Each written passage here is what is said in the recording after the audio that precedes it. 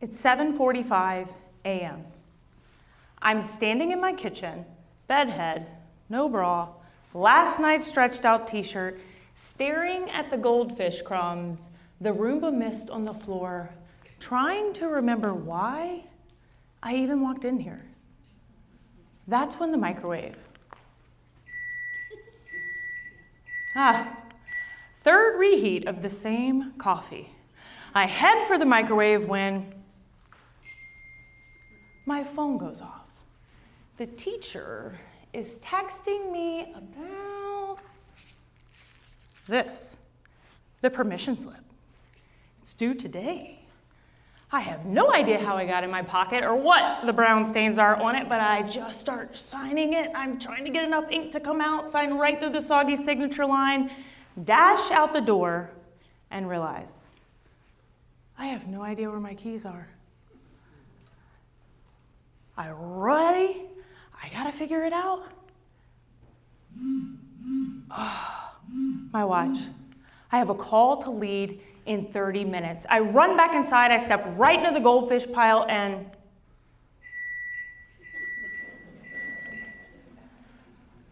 it broke me.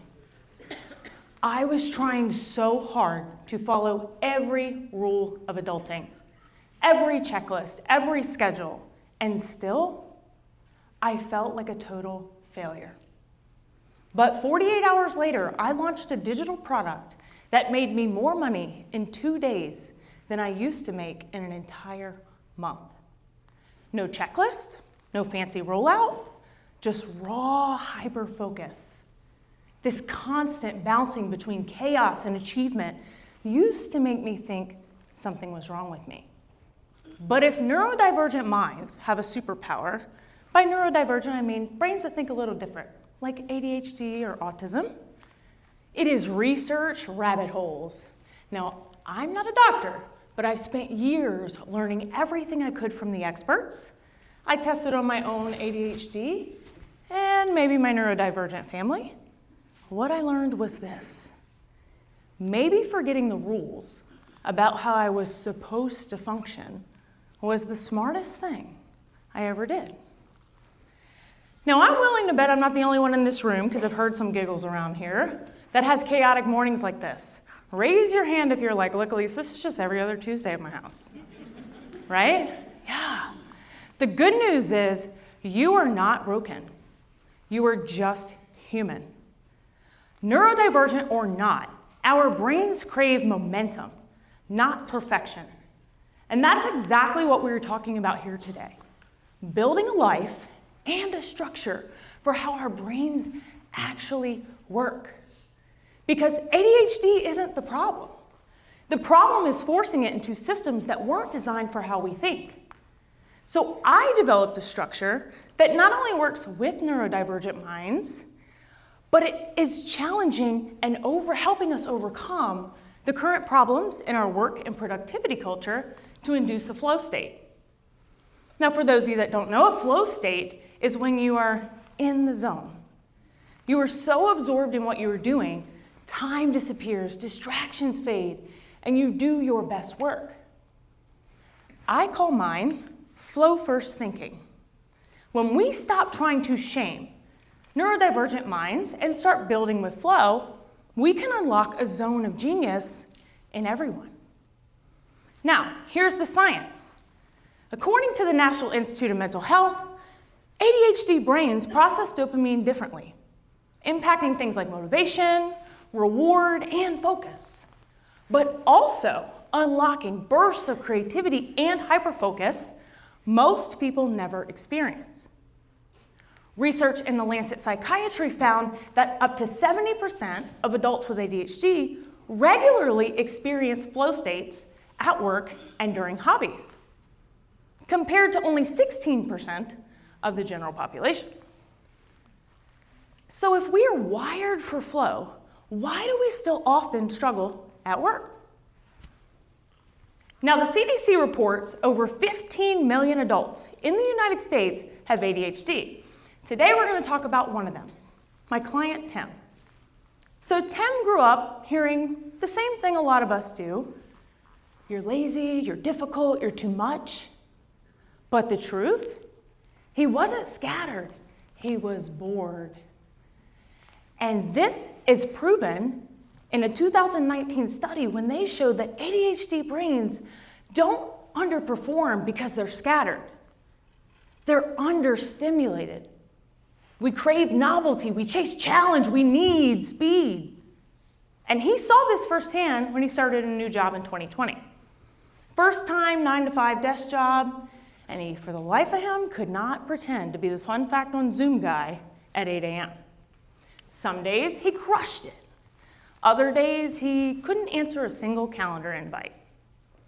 Now that's called executive dysfunction, and in most companies, it gets you fired. But his company saw his hyperfocus as potential. They trusted him to work with his energy to get them results. And in 1 year, he saved them over $300,000 on a single project.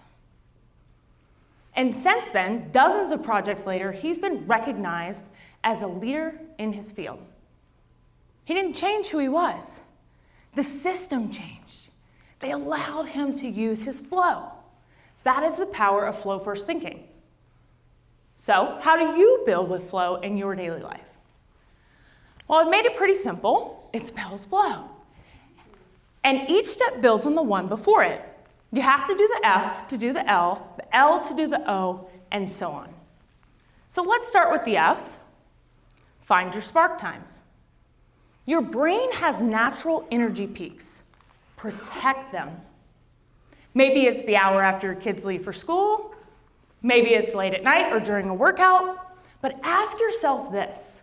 When do you feel most creative, most awake, most focused? A Harvard Business Review found that people working during their peak hours are up to 20% more effective at creative and problem-solving tasks.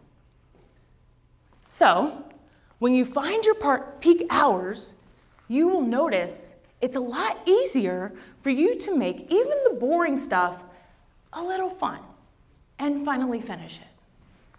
Now, by doing this, you're going to create momentum. The fastest way to create momentum is to link the boring with the stimulating. This is what researchers call temporal building, and it's basically where you are entertaining yourself to finish things. Think of it like this. Maybe you're on the phone with a funny friend while you're folding laundry. Or maybe you send invoices after you get off a client call while you're still in problem-solving mode. When you link the boring with the stimulating, you'll find you'll give your best energy to what really matters. But you're also going to notice a lot of ideas are going to come to you, and you have to have a way to capture them without getting lost in a new task. This is why we need to streamline your communication with yourself, which leads us to the O. Organize your overflow. Now, you've probably tried planners and apps and sticky notes, and none of them stick, right? Or you stick to none of them, same thing. That's because your ideas live in too many places. You have to find one way to capture and communicate all of these ideas with yourself. For me, it's voice memos. I like to just ramble and brain dump in a voice memo and email it to myself. Capture and communicate. No editing, no deleting, but this prevents context switching, which Dr. David Meyer at the University of Michigan said costs us up to 40% of our productivity. When you do this, you can give your best energy to what really matters and not get quite as distracted. Now, once you have your F, your L, and your O, it is time to work your week around your peaks. Now, research shows that we perform our most demanding task best during our own peak hours, not necessarily traditional office hours. This is why you have to build with flow.